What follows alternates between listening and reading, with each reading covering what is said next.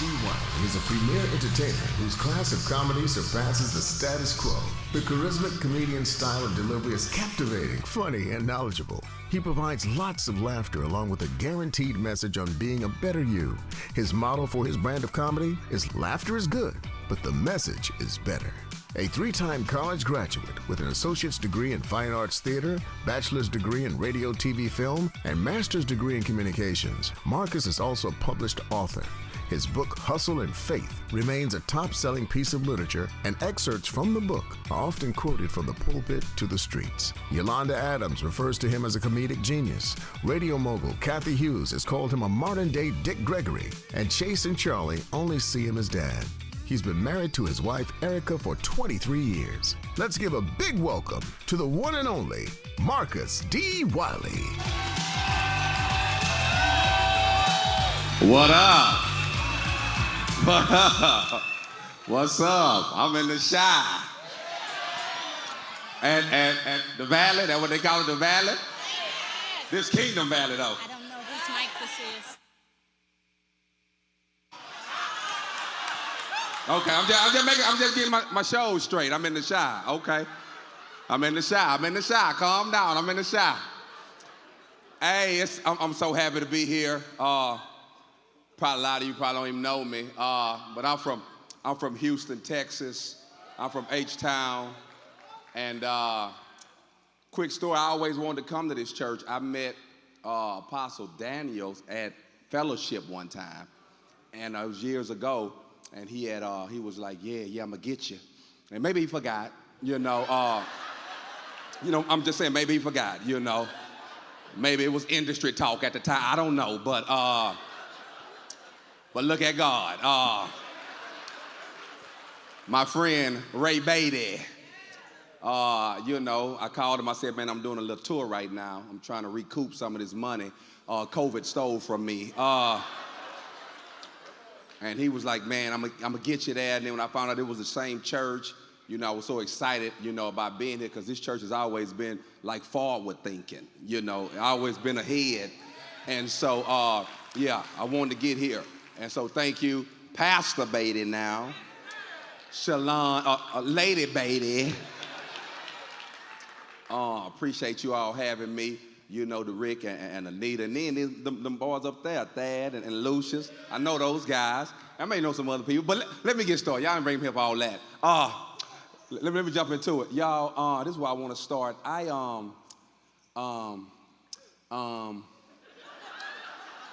got so much to tell y'all, but the pandemic hit in 2020, March 2020. Actually, the country had shut down March 16th, 2020. Everything closed. That's everything got shut down. Very challenging, on my family, my wife. It was very challenging for her because I married a young lady, beautiful, smart, intelligent, but I didn't marry for her cooking. I didn't marry her for her cooking. And we had been living the blessed life, going out to eat 2-3 times a week. And so when the country shut down, it was tight on her. It was real tight on her. It was very tight, because that's when we both realized, you not a cooker, you a fixer. Watch this, yeah. Not a cooker, but a fixer. Yeah, cooking and fixing are two different things. Yeah, you fix tuna fish. You fix hamburger helper.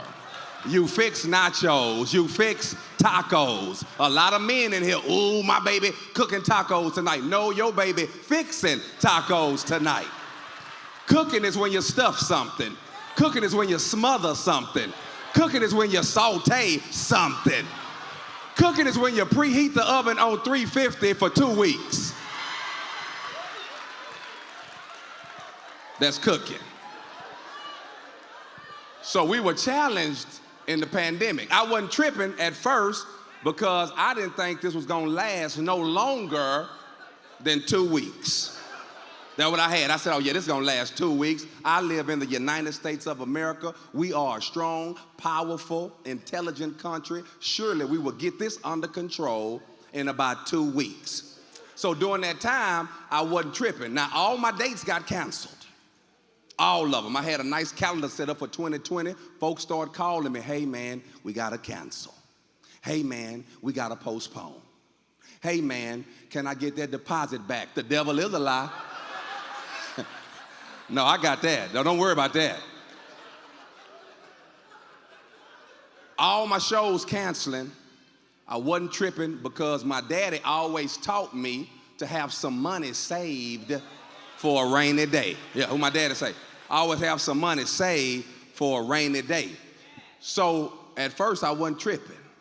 Folk were calling me. A lot of you all had, acquired that PPP money, and you began to spend it, all type of ways. So people was calling me to want me to perform at their birthday party on Zoom, and their graduation parties on Zoom, retirement parties on Zoom, divorce parties on Zoom.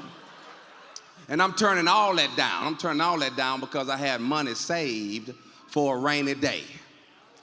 Then September came. And that's when I realized I didn't have rainy year money. I got rainy day money. Yeah, I ain't have rainy year money. And so I had to do what the Bible says. I had to humble myself and start accepting some of these shows. Ooh, and I ain't gonna lie, I'm not gonna lie. I didn't like doing these shows on Zoom, on my computer, in my little office at the crib. I ain't like doing these shows because some folk was too lazy to even show up on Zoom. You ain't even got to go nowhere. I'm trying to do comedy on a computer. The only way I can know if I'm connecting is by seeing people's shoulders do this because all the mics are muted. But some folk were so lazy, they didn't even show up. They just had their avatar, their picture up there.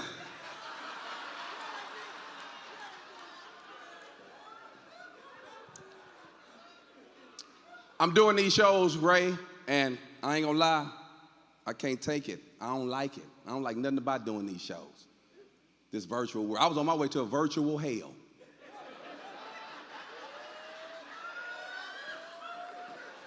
Yeah, because I like people. So this was killing me. All of a sudden, one of my comedian partners, his name is Ali Sadiq. He's from Houston. He's on the secular circuit. He calls me and he says, hey, Mark, I know the churches are closed. Oh, let me park there. The churches are closed. We're in a pandemic. Folk losing their mind. And the place of refuge, it closed. Now, it ain't church fault. It was a mandate, not church fault, but church is closed. He said, I know the churches are closed, but these clubs, they wide open. He said, I know I can't pay you like the churches pay you, but you're more than welcome to come make some money featuring for me in these clubs. Now, Valley, I did not want to get in these clubs because that's what we preach against, darkness. But there was some other nesses I was concerned about, like homelessness, carlessness, moneylessness. So I did what my dad has always taught me, pray about everything. I took it to the Lord in prayer. I said, God, I have an opportunity to go make a little money in these clubs. If it be thy will, let me know. Before I could get up off my knees good, Anita, I heard a still small voice that said, who can we send? Who will go for us to these clubs? And I said, Lord, send me. I go. And so for the better part of 2 years, I've been performing in comedy clubs across the country during the pandemic. If you see a little club residue leaking off me, it's because I've been in the club. Now, I see some of you, I see you got judgment on your face. Watch this. Don't do that because I represented us well in the club. Yeah, I represented us well in the club. Yeah, that's why he sent me. That's why he ain't sent you. You can't do it. But I can. I went to the club every night, do my thing on stage. When I get off the stage, folk was coming up to me, Marcus, man, you funny. You didn't even cuss. Man, you don't cuss? And I was like, ooh, I know how. I know how. Yeah, I don't practice it, but I know how. I got kids. And so, yeah, every now and then I gotta say it to them the way I want to say it. Yeah, Lord forgive me, but I gotta say it how I want to say it. Yeah, I got kids. Folk coming up to me every night I perform. Oh, man, you was good. Man, you was good. Let me buy you a drink. Do you drink? I was like, ooh, because I'm a good Christian. I'm a good Christian, and we don't drink in public. Not in public. No. I can't be nobody's stumbling block. No, I'm not gonna do that. I'm not gonna do that. No. And if I just gotta have something, can you put it in another cup? Take that umbrella out of there and get all that fruit, lemon and lime, get all that out of there.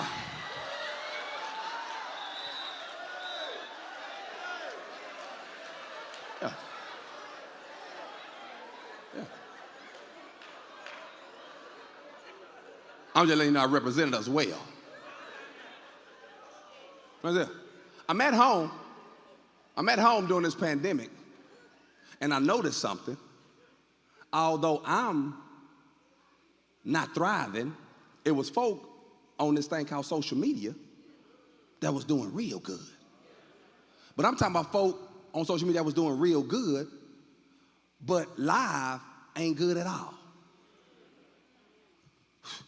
They doing real good on social media, but then live, not good at all. And I don't even want to hate, because this is not a hate. It's not a hate.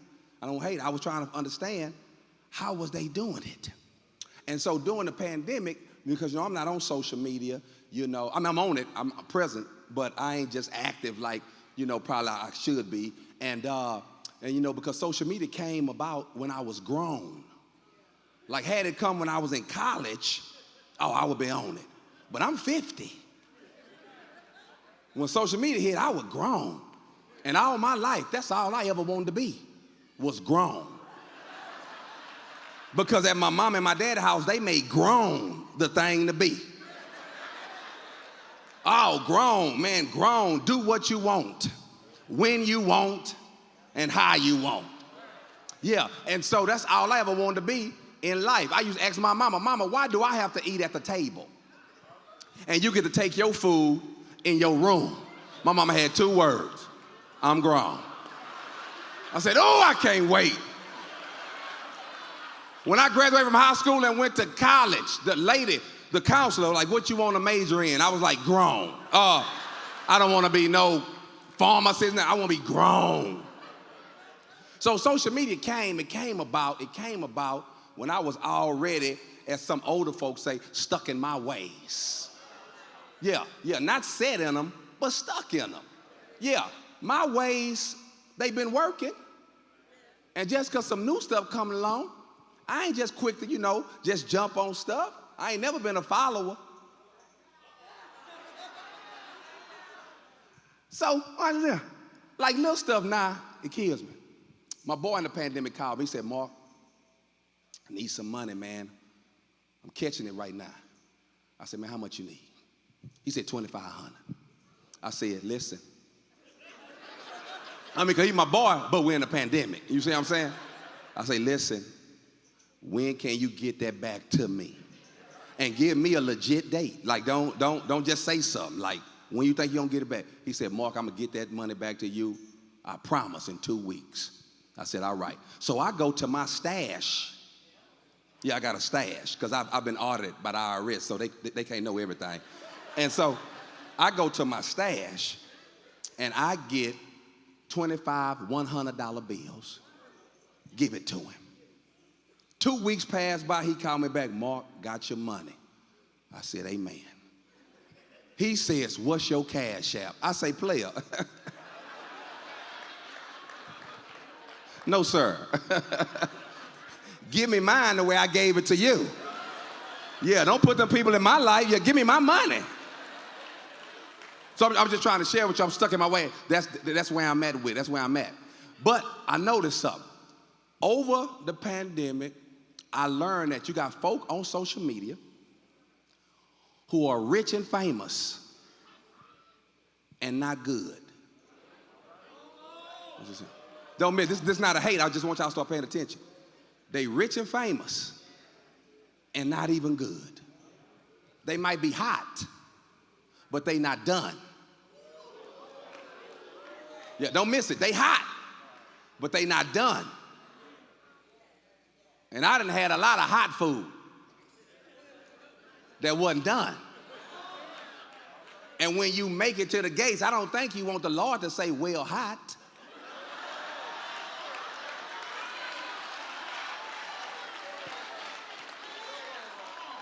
I don't think. So watch this. Rich and famous, not good. Let me show you. I get a DM from a young lady who says to me, hey, Marcus, big fan, love your comedy. I was wondering if you can counsel me and my fiance. I hit the lady back. Hey, thanks for the support. However, I'm not a counselor. Then, because I'm a Christian, I ended with a good tag. Be blessed. Be blessed. Yeah. Yeah. Y'all like that. Be blessed. She DMs me again. Hey, I'm a big fan. I listen to you on the radio, and I love the way you talk about your relationship with your wife, and I think me and my fiance can benefit from your wisdom and your knowledge. I hit her back again. Hey,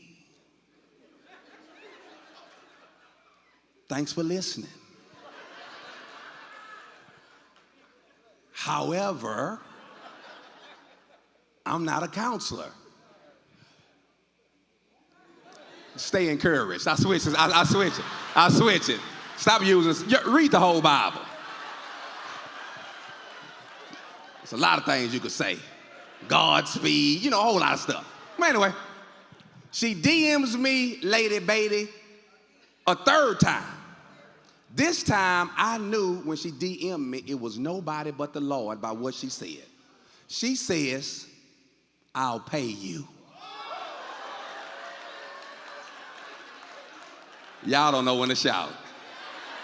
Who am I to stop the blessings from the Lord?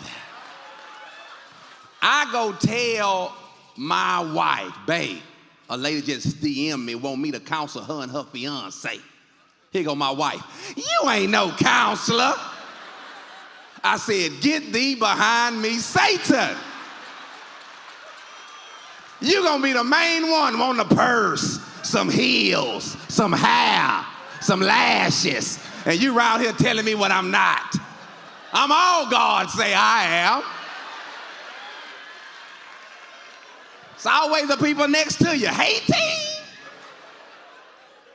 So I had to get her straight. I take the counseling session. Stay with me. I take the counseling session. Told my wife, hey, I got to counsel these folk. Come with me. Watch your man work. I get on there. When I get on there, the lady, Marcus, thank you so much for taking this. Appreciate you taking your time out. We've been engaged now for 7 years. That's too long, ain't it, sister? Same thing. I wanted to tell her, look, I've been in church all my life, and if I got them numbers correctly, I think that number 7 is the year of completion. He's not gonna marry you. But I couldn't say that because she already cashed at me, so I gotta give her the fluff. I gotta say more. She keeps talking. She says, we've been going in and out, and sometimes when I think we're there, it seems like we real far away, and blah, blah, blah. And now, watch it, she starts crying. I realize now I'm not qualified for this. I got the money, but I ain't good. And she got all her trust in me. I ain't got no degree, no certificate, no nothing, no trophy. I ain't got nothing on this. So right now, Because when them tears was coming, I was like, ooh, this Lord should have put me out on the deep. And I ain't ready.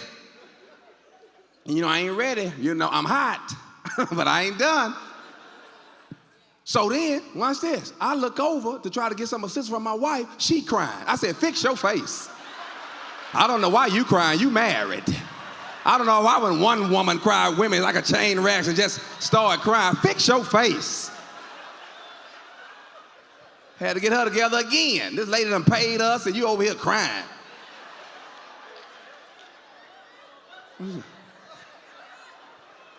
Finally, the lady says, Marcus, I just want my relationship to look something like yours.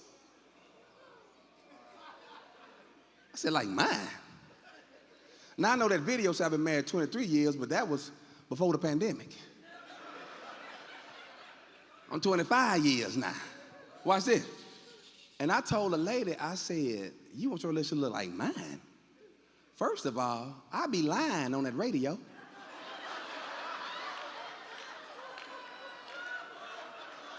I mean, it's theater of the mind, I'm lying. It's called a morning show, not a morning truth.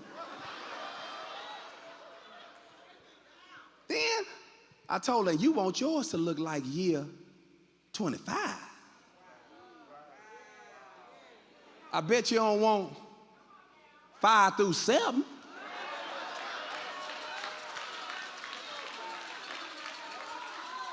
Sure don't want 11 through 13.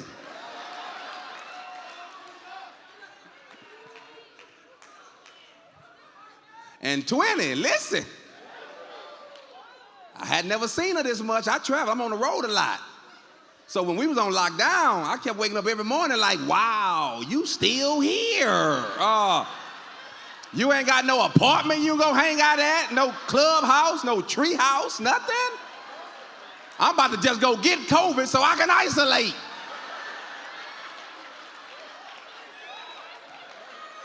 Love her to death, but I gotta go. Gotta go. This is too much. But this is what I told her. This is what I told her, y'all. I said, ma'am, what I had to learn in my relationship was stop thinking something was wrong with mine. Just because we don't see eye to eye on everything. Just because we don't seem equally yoked all the time. Just because she want to go left when I want to go right and vice versa, it don't mean something wrong with the relationship. It just means it's a relationship. So I was telling her, if you ever get married, what you gonna have to do.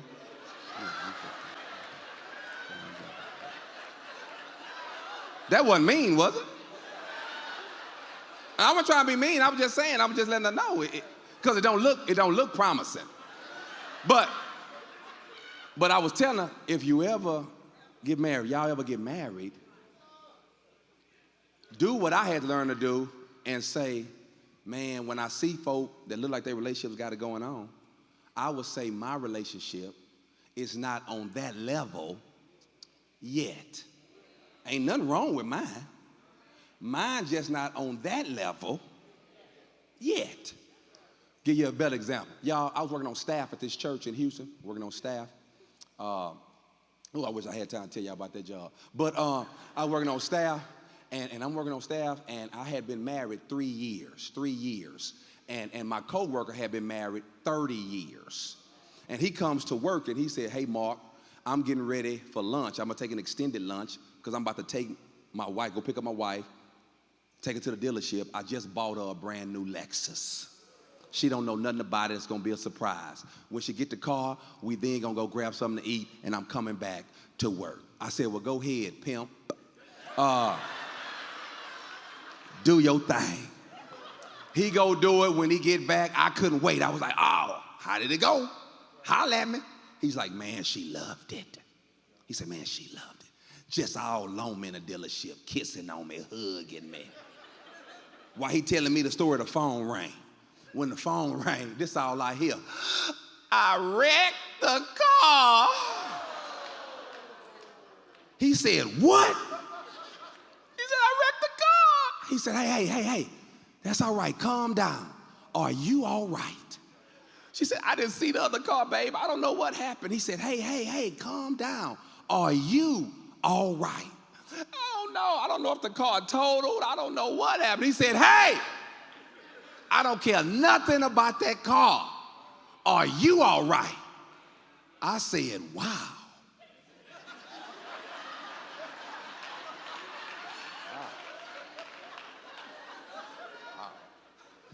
My relationship is not on that level yet. Because had I bought my wife a car 3 years of marriage and the day I bought it, she wrecked it, I wouldn't be asking her, is she all right? She called. I know she all right. Put the car on the phone. Let me talk to the Lexus. I want to talk to the car. Is she all right? I know she all right.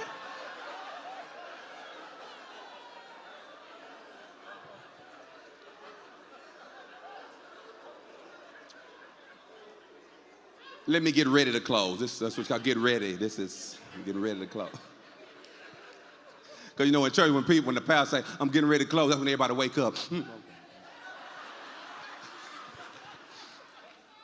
What's it? People did not stop coming to church because of the pandemic. People stopped coming to church because they want to. And they may have used the pandemic as a, reason.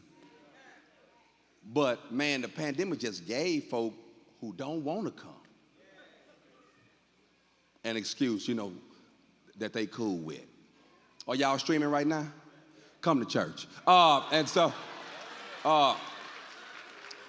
I ain't mad. I ain't trying to offend or make nobody mad, but I don't know. It's something about this here. I can't do that. I can't do that thing on that. I mean, it's cool when you're out of town, something going on, but yeah, I got to see people. I want to, all the things I've been blessed with in life, it came from folk like this here. But watch this here. Here it is. So, this is how I know folk when coming to church. Y'all go to barbershop in Houston.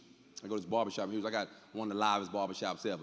Now, I know you're looking at my hair. This is pandemic hair, so don't worry about that. But I used to go get my hair cut every Thursday. Get a haircut every Thursday. And at my barbershop, we talk about everything. We talk about women. We talk about sports. We talk about ladies. We talk about cars. We talk about girls. We talk about politics. Females are a running theme at my barbershop. Yeah, they get a lot of attention. However, this one particular Thursday, I'm at the barbershop, and the topic of church comes up. Now, I've been going to this barbershop ever since I graduated from college. I had no idea that none of the barbers in my barbershop go to church. Here I am, the light. I don't know none of these boys in here, 5 of them. I don't know that none of them go to church. The answers that they gave me, I want to share with you as I'm closing. Now, I'm about to give you some of these answers, but please don't get mad at me. These are not my words. I'm just reporting what the streets is saying about the church. Don't get mad at me, okay? This ain't even me talking. This is he that is within me. I'm sharing this with you. It's 5 barbers. The first barber at my barbershop is a guy by the name of Eric. Everybody say E. I said, E, why you don't go to church? E say, Mark, I don't go to church because it's boring. I've been in church all my life. Church ain't never been boring, but it's been long. Oh, don't act like it ain't been long. My daddy, the pastor, he's the king of making church long. He's always, as I go to my seat, 10 minutes later, as I'm on my way to my seat, make you want to say, dog, did you forget where you were sitting? Do we need to bring the seat to you? He always, I'm trying to close. I'm trying to let it go and close. Why are we always looking for a way to close in church? Go to Target, 9 o'clock, close. They just close. So a lot of times people will equate long to boring. The next barber in there is a guy by the name of Jason. I said, Jay, why you don't go to church? Jay say, Mark, I don't go to church because it's routine. That's why I give props to pastors like Pastor Beatty who do something different. And y'all been doing different stuff since I've been heard about the church. Watch this here. Give props. He said it's routine. He say, Marcus, they do the same thing every Sunday. He say, church is like the young and the restless. I cannot watch it for 4 months. And when I finally get around to watching it, I pick up right where I left off. Victor still with Nikki. Jack still trying to get Jabot. I mean, it's the same story all these years. The next barber in there is my barber, a guy by the name of Rob. I said, Rob, why you don't go to church? Rob say, Mark, I don't go to church because everybody in there fake. I don't know what y'all, ooh, you talking about y'all. How about y'all? Yeah. Be yourself. But this is why I had to interject. I said, Rob, folk in church ain't fake. Everybody in there understand and realize that they need something and someone greater. And they just in there trying to get their life together the best way they know how. I took up for y'all. I mean, us. The next barber is a guy by the name of Bo. I said, Bo, why you don't go to church? Bo say, Mark, I don't go to church because all they want. Do y'all go to my barber shop? Because that's exactly what Bo said. He said, all they want is your money. I said, Bo, where else in the world do you go where they do not want money? I don't even go places where they don't want money because you get what you pay for. And I don't know why when money come up in church, some folk get stiff. Some folk get tight. Arms fold, eyes roll, lips twist. Man, stuff costs. Look at this nice edifice y'all cost. This thing costs. Them screens cost. This carpet costs. I cost.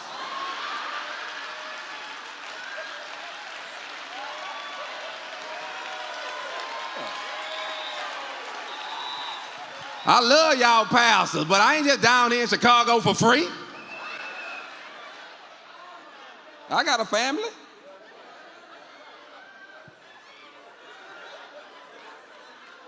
Last but not least, the last barber in there, guy by the name of Anthony, we call him Ant. Now, I give a little context about Ant. Ant is in a toxic relationship with the prison system.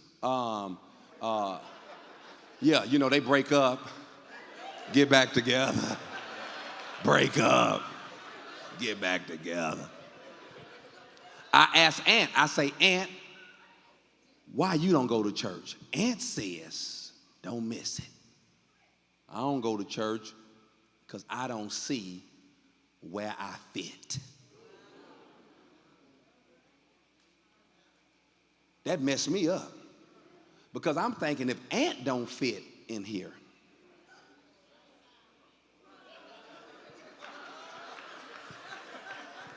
which one of y'all do? And why do the ants of the world feel like they don't fit in church? Who don't fit love and joy and peace and grace and mercy and restoration? Who don't fit this? So, man, I got so messed up, if I put it in church terms, my spirit was vexed. I go home and I pray. I ask God, I say, God, is there a church created where everybody fit. Watch this. I mean, is it really a church out here without spot or wrinkle? Is it one? And man, he answered my prayer. Out the blue, a childhood friend calls me and said, hey, Marcus, I got sweet tickets to the Houston Texans. That's our football team in Houston. We're not that good. But don't y'all laugh.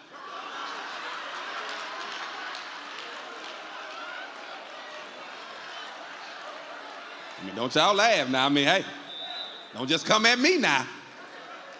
I like y'all quarterback, but they got to do something better with him. Listen. He said, I got sweet tickets. For those of you that's not familiar with sweet tickets, you never sat in a suite at a game. That's all you can eat. All you can drink. All you can drink. I said, play, I'm there. He said, come early. I said, I'm going to come after church. He said, no. Get there early. I said, okay, I'm going to go to first service. Then he said, no. Get there early. I said, homeboy, the game don't start till noon. Why do I got to get there so early? He said, come early because we tailgate. Kingdom Valley. If you want to see what real, true, genuine fellowship looks like, I beseech thee, therefore, my brethren, to attend a tailgate. When I walked out to the NRG Stadium in Houston, Texas, I was thoroughly impressed. When I walked out there, they had all type of patio furniture, dinette sets, living room furniture, flat screen TVs, jacuzzis, RVs. Everybody out there getting along, operating in they fit with no judgment, no criticism, and no condemnation. All ethnicities out there. Over here you had the Asian community, and they was over there with their shrimp fried rice, they sushi, they sake, they egg rolls, and they just passing it out to anybody that wanted it. If you didn't want it, you didn't have to take it. But what I love was nobody out there going, that ain't how you fry rice. You don't roll egg rolls like that. Wasn't none of that going on.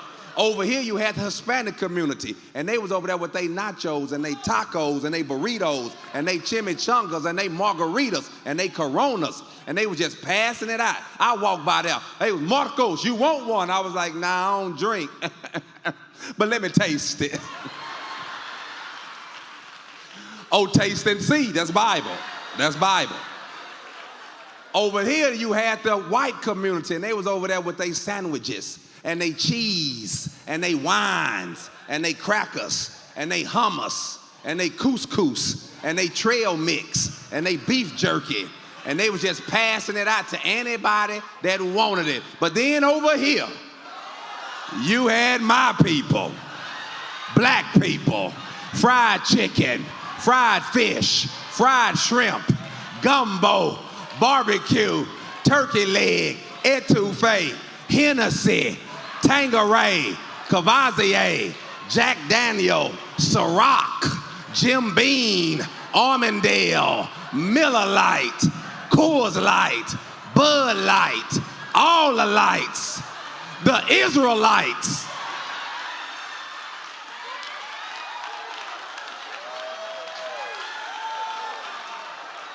It was lit.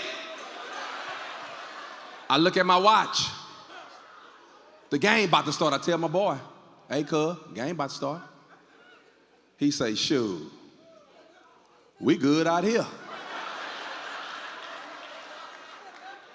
I said, what? He said, here go the tickets. If you want to go in, go on, go. But we good out here. I say, so let me get this straight. You saying we at the game, but we not going in the game? What I'm sharing with you, Kingdom Valley, is that the fellowship outside is so fitting, is so loving, that folk don't even want to come inside, and they don't care how sweet your church is. So what we got to learn how to do is take all the good teachings and preachings we've learned on the inside. I'm out of here. Appreciate it.